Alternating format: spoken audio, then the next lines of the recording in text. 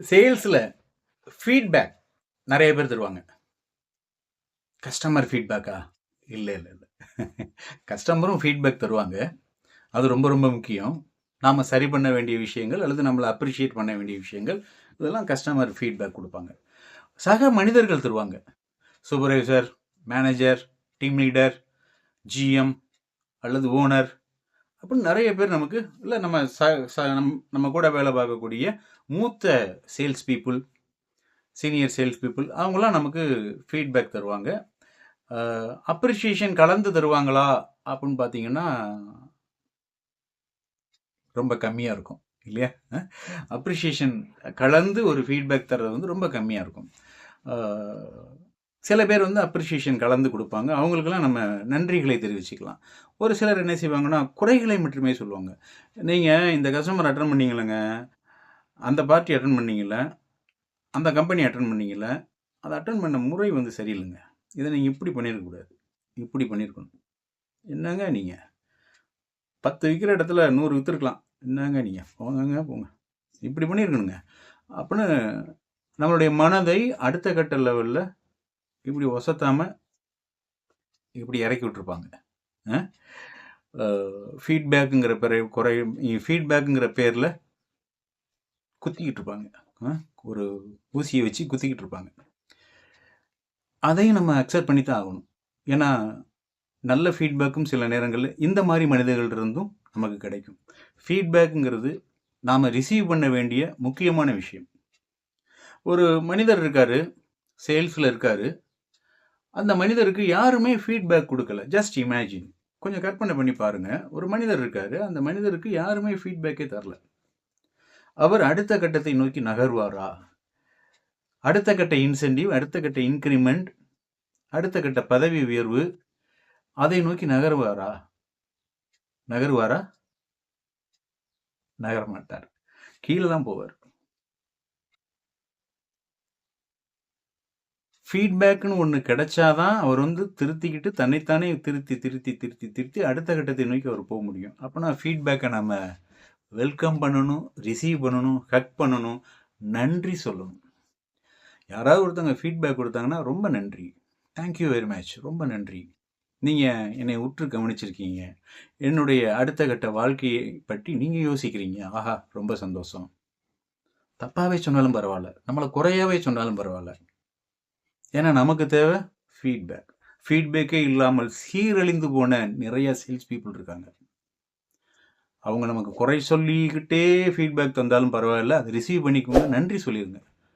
ரொம்ப நன்றி, ரொம்ப நன்றி சார், ரொம்ப நன்றி அக்கா, ரொம்ப நன்றி அண்ணாச்சி அப்படின்னு நன்றி சொல்லிடுங்க. ஃபீட்பேக் ஒவ்வொரு சேல்ஸ் பீப்புளுக்கும் தேவையான ஒரு விஷயம். சப்புன்னு அரைகிற மாதிரி ஃபீட்பேக், அப்படி அவங்க வார்த்தைகளே இங்கே வந்து அரைகிற மாதிரி இருக்கும். கங்கு அள்ளி கொட்டின மாதிரி இருக்கும் வார்த்தைகள்லாம். அப்படி அவங்க ஃபீட்பேக் கொடுத்தாலும் வாங்கிக்கோங்க, ரிசீவ் பண்ணிக்கோங்க. தேங்க்யூ சரணாச்சி, நான் திருத்திக்கிறேன், சரி சார் நான் திருத்திக்கிறேன், சரி மேடம் நான் திருத்திக்கிறேன் அப்படின்னு ஃபீட்பேக் யார் சொன்னாலும் ஸ்டாப் பண்ண விட்டுறாதீங்க. இல்லை அது என்னென்னா எதனால் ஆச்சுன்னா நான் எதனாலனா அப்படின்னு காரணத்தை நீங்கள் உடனே சொல்லிடாதீங்க. வேண்டாம், அவங்க ஃபீட்பேக் கொடுக்கணும். அவங்க ஃபீட்பேக் கொடுத்தா தான் உங்களுடைய வாழ்க்கைக்கு அடுத்த கட்டத்துக்கு நீங்கள் போக முடியும். நீங்கள் ஃபீட்பேக் அவங்க கொடுத்துக்கிட்டு இருக்கும் பொழுதே பாதியிலேயே நீங்கள் காரண காரியங்களை எக்ஸ்பிளைன் பண்ண ஆரம்பிச்சிட்டிங்கன்னா அவங்க நிப்பாட்டிடுவாங்க. இந்த ஒரு மனிதர் இருந்தார்ல, யாருமே ஃபீட்பேக் கொடுக்க முடியாமல் இருந்தார்ல, ஒரு இமேஜினேஷனுக்கு ஒருத்தர் சொன்னேன் இல்லையா, அவருக்கு ஏன் யாருமே ஃபீட்பேக் கொடுக்க மாட்டுறாங்க? எங்களுக்கு தெரியும், அவங்க வேலையை பாருங்கள் அப்படிங்கிற ஒரு ஆட்டிடியூடில் இருக்கிறவங்களுக்கு யாருமே ஃபீட்பேக் தர மாட்டாங்க.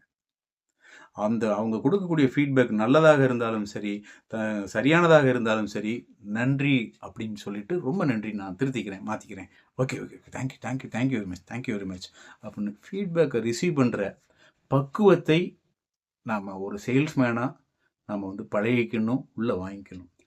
அதை மாற்றாதது நம்மளை பொறுத்தது. ஏன்னா நமக்குன்னு ஒரு மனசாட்சி இருக்குல்ல, ஒருத்தர் சொல்கிறாரு குறையாக சொல்லிட்டு இருக்க, நீங்கள் அதை செஞ்சு பண்ணியிருக்க, இதை செஞ்சு பண்ணிருக்கிறாரு, நன்றி சொல்லிக்கோங்க.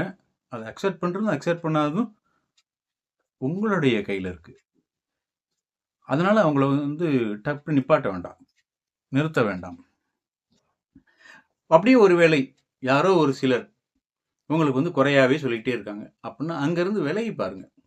விலகுனா கம்பெனி விட்டு இல்லை, அங்கேருந்து ஒருத்தர் உங்களுக்கு ஃபீட்பேக் கொடுக்குறாங்க அப்படின்னா அங்கேருந்து விலகி நின்று இவங்க கொடுக்குற ஃபீட்பேக் கரெக்ட் தானா, எனக்கு அந்த பையனுக்கு அதாவது உங்களுக்கு அடுத்த ஸ்டெப் போகிறதுக்குரிய நல்ல வாய்ப்புகளைத்தான் அந்த ஃபீட்பேக் தருதா, ஓகே தந்ததுன்னா அக்செப்ட் பண்ணிக்கோங்க.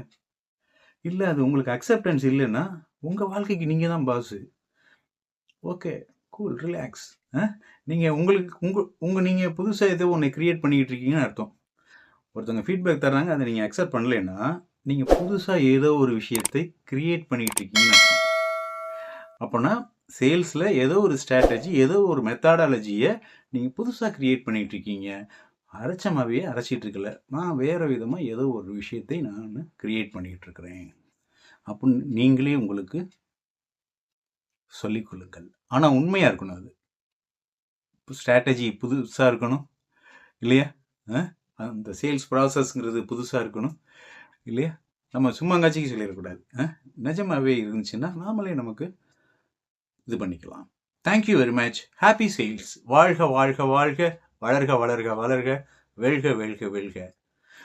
இந்த வீடியோ இந்த ட்ரைனிங் செஷன் உங்களுக்கு பிடிச்சிருந்ததுன்னா உங்களுடைய கமெண்ட்ஸை இங்கே கீழே கொடுக்கலாம். நன்றி, மகிழ்ச்சி.